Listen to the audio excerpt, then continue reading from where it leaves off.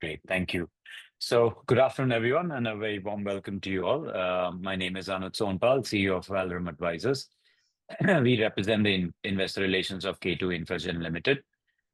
Firstly, on behalf of the company, I would like to thank you all for participating in today's event. And also, I'd like to take this opportunity to thank the management for giving us this opportunity to host them for the Valorem CXO meet.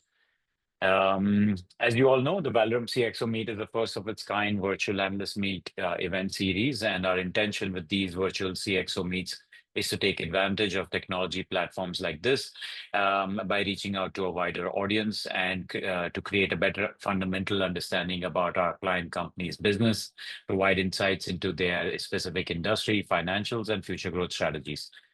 The format of this meeting will be primarily in a Q&A interview format, where I will start off by asking the management some broad level questions and then move on to some questions from the participants. Please note that if you have a question, you can use the Q&A button at the bottom of your screen, which I will ask on your behalf to the management. Before we begin, let me mention a short cautionary statement. Some of the statements made in today's meeting may be forward-looking in nature. Such forward-looking statements are subject to risks and uncertainties, which could cause actual results to differ from those anticipated. Such statements are based on management's beliefs as well as assumptions made by and information currently available to management. Audiences are cautioned not to place any undue reliance on these forward-looking statements in making any investment decisions. Now, let me introduce you to the management participating with us in today's meeting. We firstly have with us Mr. Pankaj Sharma. Pankaj ji is the managing director of the company. He holds a bachelor's degree in electronics engineering from Nagpur University and actively handles policy formation, overall strategy, and operations of the company. He holds more than 20 years of experience in the power, construction, and infrastructure sectors. We next have with us Ms. Priyanka Parikh, Chief Financial Officer. Ms. Priyanka is a chartered accountant with a decade of experience in audit and finance. She took over as CFO of K2 Infragen in September 23. She has previously worked with organizations like Deloitte, Mazars, ASA and Associates, and Crime Consultants. At K2, she oversees tax compliance, accounting, budgeting, cost analysis, bank liaisoning, fund planning, etc. Next, we have with us Mr. Vineet Sharma. He's the head of business strategy and corporate affairs. Mr. Vineet is a science graduate with a master's in marketing and international business. He brings over 15 years of experience in business development, corporate strategy, and P&L management across telecom, infrastructure, defense, aerospace, and smart cities. He has previously worked with Aircel, Tata Teleservices, L&T-backed Ardom, and Valmeny. Now, without any further delay, let's move on and we can start this session. Pankaj, let me start with you. For some of the audience that is new to our company, can you start with giving a brief history and background about our company and take us through your journey so far? Yeah, sure, Anuj. Foremost, I will say thanks to Anuj and everyone who is attending this webinar. And it's a great opportunity for us also to introduce company and question your answers. You can say your questions. About the company, K2 is incubated in 2015, and as a name, K2 itself is the second highest peak in the world. So we want to get into that mode, and that is what the speed we always will to be. Company incubated with a concept, very clear concept, that we want to be present in all the domain of infra, because in the market there are many companies in the EPC domain, but they are working on a particular domain. But whereas our you can say concept more on the strategy side, you can say it is a synergy benefit which we can reap after 15-20 years. So company incubated with the concept that we will be working for all the domain of infra, not or you can say particular domain. Another thing which differentiate K2 from any other companies in this domain, I will say the professional team. The companies, you can say all the leaders who are here are coming from the, you can say, industry rich experience. They are from the subject matter expert. And also, I will say it is more like in this sector was an unorganized sector, but since past few years, now the professional people are joining this sector and it is becoming more organized. This is itself an opportunity. So in a holistic way, I will say K2 is a company with a professional team looking more towards the organized sector, or you can say making it more organized, and with and working in all the domain of infra, which will reap the synergy benefit in the long run, and margins, everything can be sustained. Thank you, Pankaj, for that quick overview. Moving on, you've obviously built a very fast-growing EPC business with a strong growth track record across different infrastructure domains. Could you go deep dive a little bit more and explain to us which are these domain expertise that we have and what sectors do we work in, and also talk a little bit about our current order book and bid book pipeline in short? Okay, Anuj, exactly as I mentioned it, the company incubated in 2015, and thereafter 2018 I joined this board, and before that means after that Corona was also there. So from 2022 exactly the company has growth path started. The basic professional team which are there in the company are from the market, means you can say market leader from like in GR Infra, HG Infra, or the Power Grid. So the board members, the independent board members, all are belong from these industry things. We were very clear that we want to get into all the domain of infra, so we started with a road anyhow. Our first customer was L&T actually, and earlier in our you can say setting up that company establishment, we have this very clear strategy that we will be working for the A grade companies which are actually directly associated with the government, so that our quality and everything will be in that line. So we work for that companies only. Once we move on, you can say move on year and year. So we actually start taking the business which was actually you can say published by the government. Like in 2022, there was an publishment that 70,000 crore has been allotted to water projects, Jal Jeevan Mission. So we taking the opportunity of that. That's how the company has grown. We work for GR Infra in the railway project. We work for Dilip Bilcon on the Mysore side, on the south side, on the earthwork road side. And thereafter means after that, as soon the new segment like current you can say the current market is more on towards the transmission in the power sector. So we move on to that side. So we have a very clear-cut strategy in the company that from the top to bottom, the second line is the subject matter expert, which we call it project directors. They belong from the industry side. And then there are the, you can say, we call it project coordinator, you can say GM projects. Again, they are from the industry, the people from like an NHI or you can say other good domains, good brands, and they are actually taking care of the whole project. On the ground, again, there are the three layers of you can say checks and balances are there.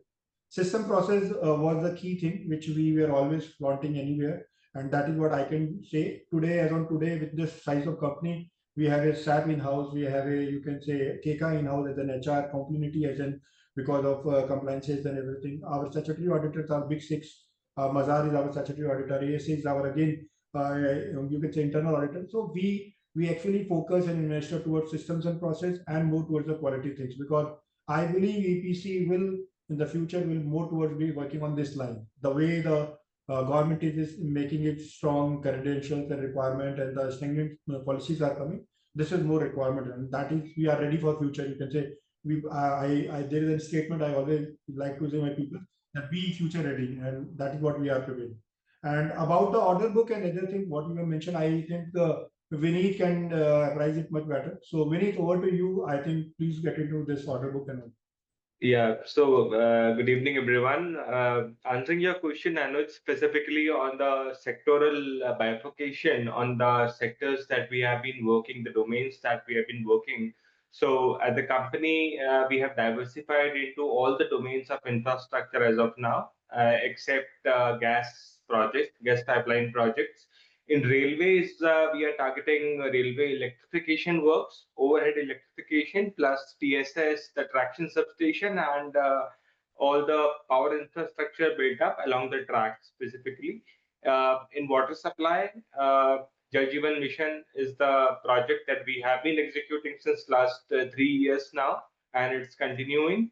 And power transmission and distribution, we are into substation development and transmission line execution. Substation, when I say we do complete comprehensive project of substation up to 132 kV capacity, and roads and bridges, of course. We are executing greenfield road projects, railway overbridges, as well as road strengthening projects. Talking about the order pipeline, right now our order book under execution is 480 crore. out of which 270 crore approximately is unexecuted. So, which we would be putting in the next couple of years, and in the next like H2, we are anticipating the orders. So that would be gradually augmenting the total unexecuted order book as well. If you talk about the bid pipeline, I would say we are targeting and into discussion for business prospects close to 900 to 950 crore, out of which railways and the transmission and distribution sector gets a major chunk. 400 crore worth of bidding we are planning for railway projects, out of which 250 crore we've already done one of the bidding, a single bidding as a lead bidder in joint venture with one of the very reputed firm in this segment. Out of 400, 150 more we would be targeting in H2. So 400 crore for railways, 300 crore for transmission and distribution. So we qualify as a lead bidder in power T&D segment in Rajasthan and Uttar Pradesh. So we would be bidding very aggressively in these two states in the H2 coming. Roads and bridges, we are still in the phase of building our credentials with the current projects ongoing. NHAI guidelines of getting 49% of the JV share credential in the current projects under execution. We would be eligible for bidding directly in NHAI projects by next year ending, I would say, or by mid of next year. But we are executing back-to-back road projects as well as renewable energy projects that are in pipeline. So cumulatively 250 crore of roads and solar, I would say, in pipeline. So 400 plus 300 plus 250 takes to 950 crore of bid pipeline that we have. Great. Thank you for that, Vinayji. Moving on, Pankajji, if we can talk a little bit more about the sector outlook, maybe if you can share with us the on-ground level outlook that you have. Which domains that you're working on are doing well, are seeing good, strong growth, vis-a-vis which are the ones that are probably slow right now. We understand that there are, many companies are facing issues with the water projects these days. What is your outlook? What is your strategy also to accelerate growth and improve margins in this whole scenario? Yeah, recently there was a report published by the Indian Infrastructure. So basically, the two sectors are getting more works as of now, and they are all the even the works are on the innovative side or a quality side. So that are power and the railway sector. Roads are getting more stringent now. NHI has recently published the new norms of getting bidding, or when the credentials things are there. But power, I will say. Few months ago, Power Grid has released a paper of mentioning that 2 lakh crore of work is going to be executed by Power Grid in coming 2 years. So Power has a great number. Even recently, in last week, there was a paper heading everywhere knowing that around 40,000 crore transformer is required by FY26.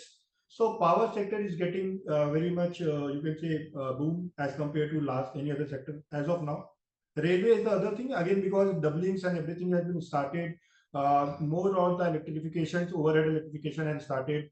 In industry, earlier it was not 25 kVA, electrification was not there. Now 25 into 2 kVA has been started in the railway sector. So these two things on the energy side will actually accelerate the growth. And the same way, because the complement will be on the power side, again coming to on the solar projects also, because the requirement in overall industry of solar has also been increased. And solar EPC is not only totally dependent on the energy side of country, but also on the AI coming in the picture, and now the cloud requirement and these requirements are increasing. So as a GPU itself required a huge megawatt energy is required. So solar is again another sector which is probably the EPC people will get the benefit. As an international market also, solar is booming up, and most of the I will say developing countries like in the Africa zone, or Middle East, again the solar projects are coming good way. They are now, Africa is also coming with the road projects also, which is recently funded by the Asian Development Bank and all these guys. So overall sector, if I say ground sector as in India, probably power and you can say transmission will be our focus area, and that's how we Vineet has also mentioned that that is how we are ready for that also, because now we have our own credentials, we can be a lead bidder and we can do that. So with the help of, you can say that thing, we are focusing more towards the power sector. And second will be the road side. JHM was the project, I think 2 years ago when the statement was 70,000 crore for Jal Jeevan Mission. But today, I think there are lots of reasons behind and ground challenges that the sector has been a little bit on the downer side. The new thing which will come after, I think 2 years or 3 years down the line again will be the gas pipeline. Probably will be getting boom. GAIL has their futuristic plan, which is coming now. They are mentioning it in the public also. So I will say for the coming 5-year plan as an our strategy also, we will be more focusing towards our power, you can say power and transmission, and then moving towards roads and you can say gas pipeline. And that's how we are building our credentials also in the same line. Okay, thank you, Pankaj. Let's move on to your financials. Priyanka, ma'am, if you could talk a little bit about this. Over the last few years, although we've seen good top line growth, we've witnessed the contraction in margins and also some pressure on our working capital cycle. So can you explain this to our participants today, and what is the company also doing to improve this situation? Yes, thank you everyone for sparing time for our company. So, I would say that margins have not declined considerably, but they've just consolidated over the project stages in the due course. So, margins are in the EPC business are largely being driven by the execution stage of the project, which consists of designing, then supply, and then the service component, right? Now, the concentration in the water projects for our company was higher in the initial year. So if I talk about year 2023-24, it was somewhere around 90%. Then if I talk about year 24-25, it was somewhere around 40 to 45%. So considering the market around the water projects, now we have reduced further it to 15%. In fact, through our risk mitigation strategy, now the company has diversified itself into the multiple domains of infrastructure like roads, T&D business, railway, and railway OHE. Now, further uprising to what Pankaj sir and Vineet has just mentioned, that now since our credential has been built up for the direct bidding in some segments in the volume participation, now we'll be able to access for the larger tenders and the lucrative projects that we couldn't pursue previously. If I talk about the working capital thing, it's the entire EPC scenario. Our working capital was slightly tight in the previous year because of the receivables. So receivables lengthened because we onboarded few new projects and new segments rather. So the time between the project start date and a billing milestone. So there was a time gap between these two things. So that is the another major factor, and majorly billing could happen in the March. So we are all aware of the water project scenarios. So yes, it has little delayed in terms of receivables, but we are expecting the better collections way forward. So as per the market trends, we are hearing that October, November onwards, the trend would be better in water projects as well. If I talk about the collections, so collection in previous year were we have significantly improved in terms of our collections in the current period. So impact of which may be observed in the upcoming H1 numbers. Okay, thank you, Priyanka ji. I think your network got a little bit patchy, but I think we got your response at the end. So thanks for that. I think let's move on to taking some questions from the participants. If once again, everyone, if you have a question, please use the Q&A button to type your questions down, and I'll ask these questions on your behalf to the management. So the first question is coming from Dhananjay, and it goes back to the financials. The working capital, especially debtors, are very high. How company sees the debtors collection and working capital cycle going ahead? We've already answered this, so I will not. I will skip this question. A follow-up question from him is: what is the portion of Jal Jeevan Mission projects in our order book? Vineet, if you want to take this. So currently, when I said the order book of 270 crore unexecuted as on date, the water supply project stands at 31 crore, and that is 12% of the current unexecuted order book. And all of this is, I assume, Jal Jeevan Mission related. Yeah. Great. Next question from Urmisha is, can you give the revenue mix across segments and corresponding margins and also bifurcation of current order book? I think the revenue bifurcation, especially for FY25, is already there in the presentation of the company. Unfortunately, I don't know if we want to give, is there a margin differentiation across sectors? Do we want to, is there a kind of a margin difference across sectors?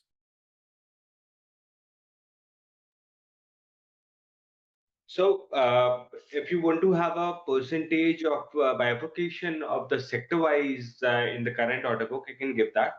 So margins you're talking about, or the current margins. I think you can also just quickly relate the overall FY25 revenue breakup. And then is there a margin difference is my question. I don't think we should, we can give. Yeah, Anuj, there is a margin difference are there. With respect to the way you get into the power sector or transmission and the roads and the water, yeah, there are the margin differences. Sorry, can you explain like what is the range of margins across these sectors? Like what kind of margins do we see which is higher? I will answer the question in a different way, that what type of capital, you can say, cash flow requirement when you are delivering these types of projects. Okay, so that will probably will be there. And since the road has a very high competition and everything, so margins in roads are not very good. Means I think industry specific are there, 5 to 6% of margins are there.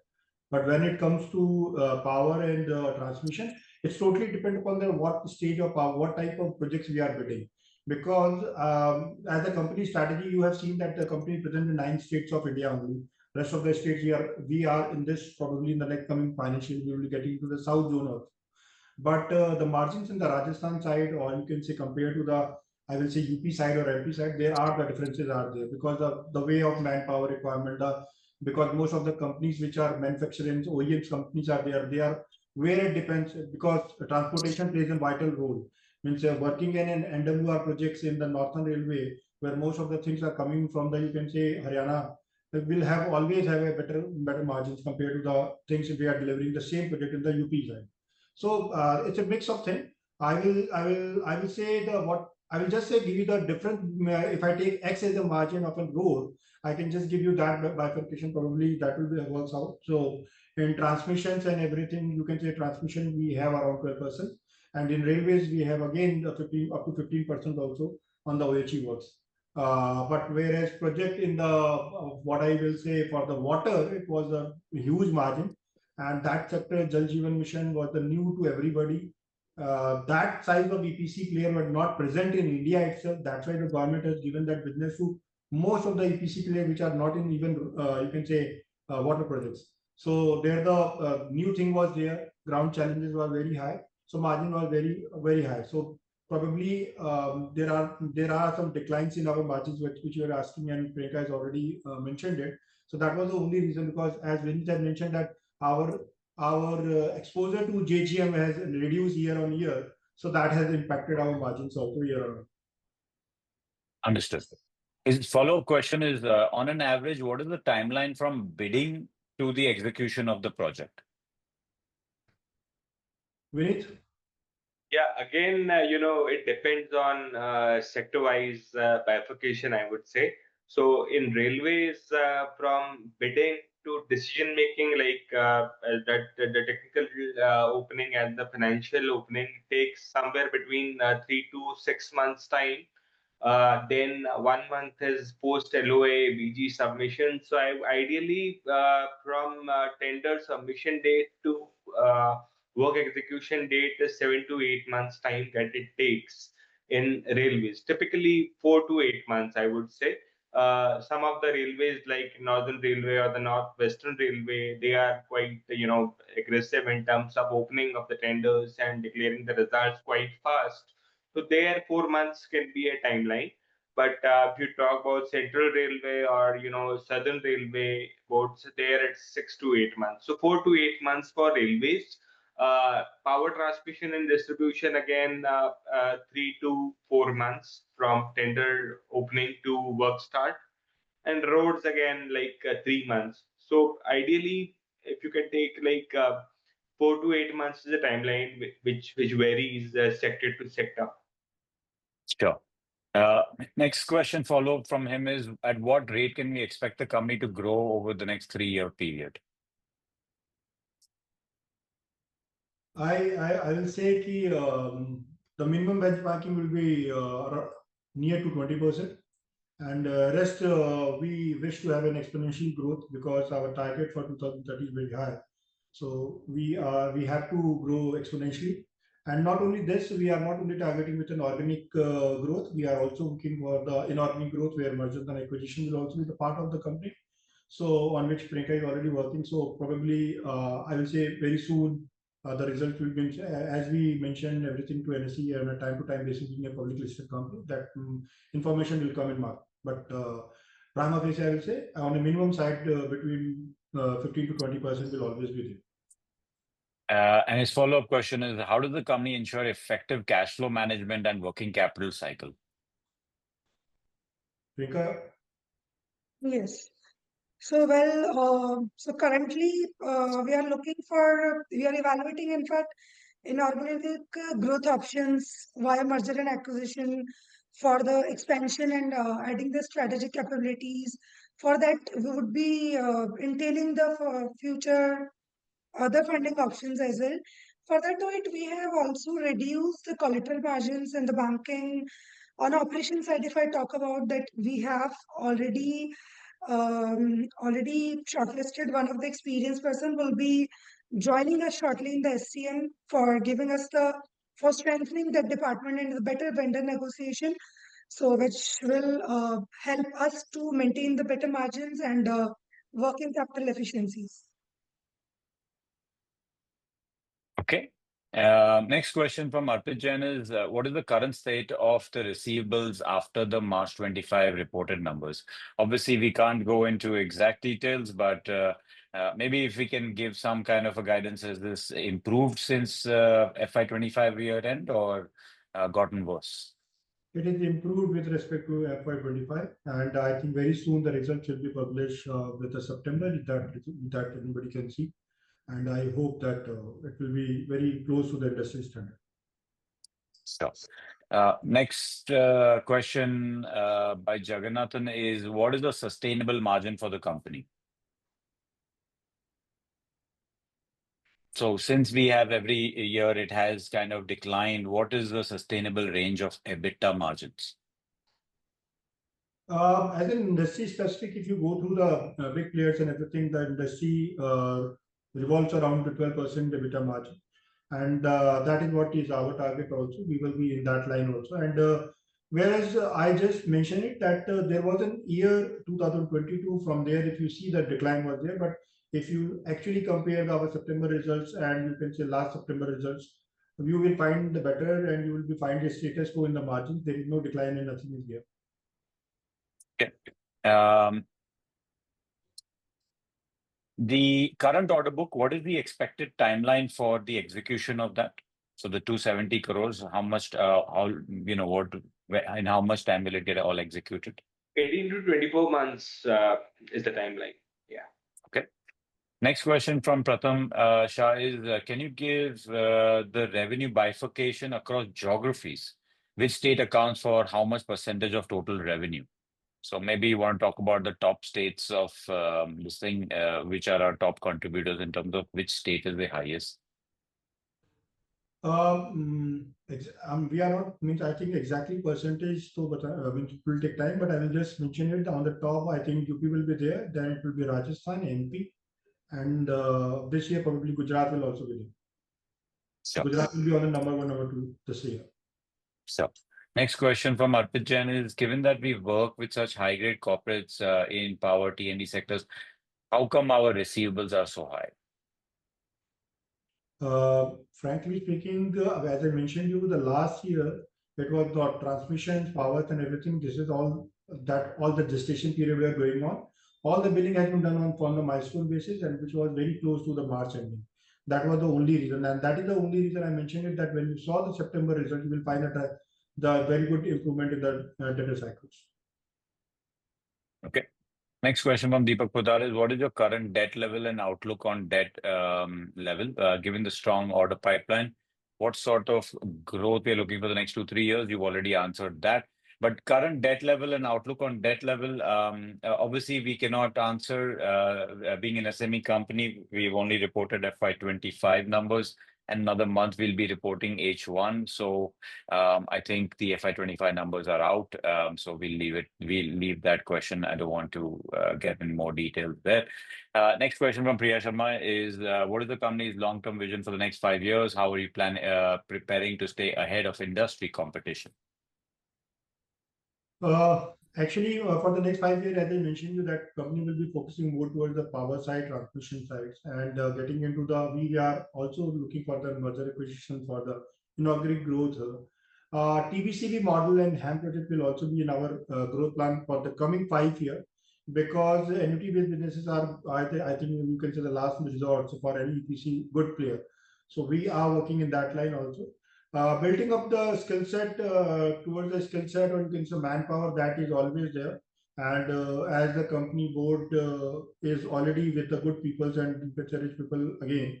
So I believe the strategy whichever we are forming on time to time basis. On an horizon of 2 years, 3 years down the line, what the publish, we are getting the information we are getting from the government side, or that is on that side. I will say power and transmission will be our first choice. And merger acquisition, you can say solar projects or the road related companies which have the credential, so that we can cross the barrier of credential of roads, because we have crossed the barrier in power and transmission, but still the road credential is looking forward. So there is only 2 ways to cross that link, either what we are waiting for the 49% of you can see credential in next financial year, or whatever we deliver this year. Another is that acquiring the company, or third, we can work for the HAM projects where directly the credential will come. So thank you. Next question from Pushkal Goel is, what is the retention money money amount in government contracts, and what is its impact on cash flows of the company? What is the typical amount? Tinka, you want to answer it? Yes. So it depends upon the nature of the segment we are dealing with. So usually it's somewhere between 5 to 10%.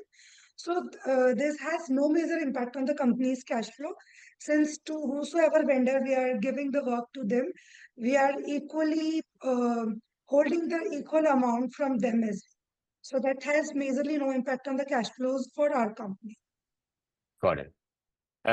Next question from Namai Kedia is, a lot of companies have got caught in BG frauds in the recent months.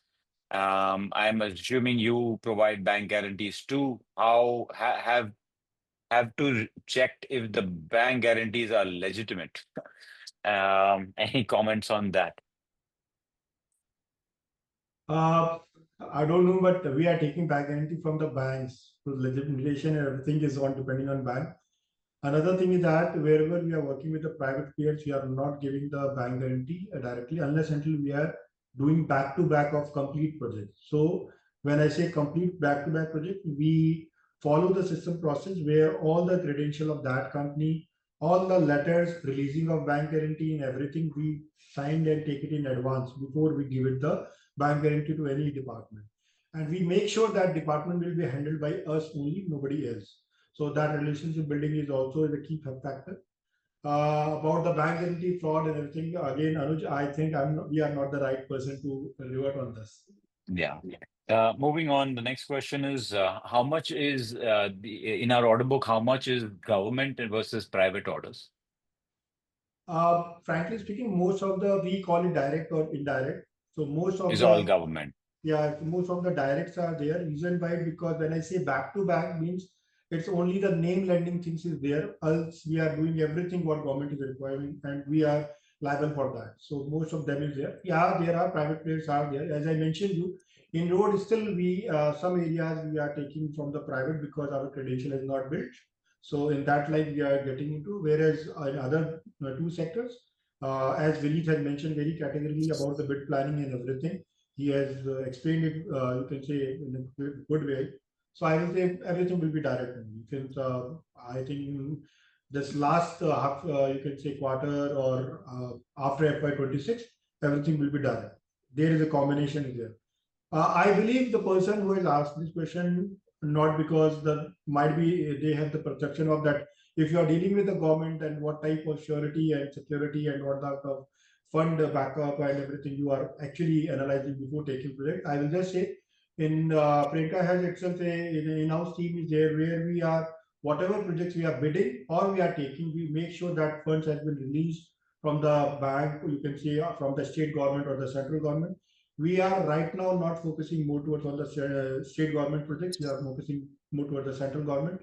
So these all things parameters with their what you call it charges, what type of charges they have built in the company, how they have paid, what is their cash flow management, everything that everything is I believe I correct me Priyanka if I'm wrong. I think on the 120 rupees MCA can give you all the reports of that company. So Definitely, sir. We do the initial due diligence before getting into any vendor or the new customer additions. Fair enough. Next question is the EPC business is prone to delays, cost overruns, receivable pressures. So what are the concrete steps that the company has taken to mitigate these risks, especially when you're working with the government? You are correct. I think I will not say this is not happening. It's happened because of land acquisitions and greenfield. When you are working in the greenfield, lots of things are ROW issues are there. But I think the best way to mitigate is the experienced team. And in my first introduction, also I mentioned it that the company is having the guys who are having more than 2 decades of experience from the HG infra, GR infra, or you can say power grid and everything. So all rich experienced guys are there. So with an experience and within our local connect, we are touchwood. As on today, we are not facing any such issue any big way. We faced it, but very little. I think hardly I will say 2-3 months delay, nothing else. So, next question is, what are the company's capex plans, if any, and which are the new geographies or states that we are planning to enter? Priyanka. So, CapEx plan, as of now, we're targeting to acquire some new machineries, which relates to the upcoming, the business which are there in the pipeline. And about the geographies that we're targeting to enter, I think Vineet would be better person to answer this. What is there in his pipeline?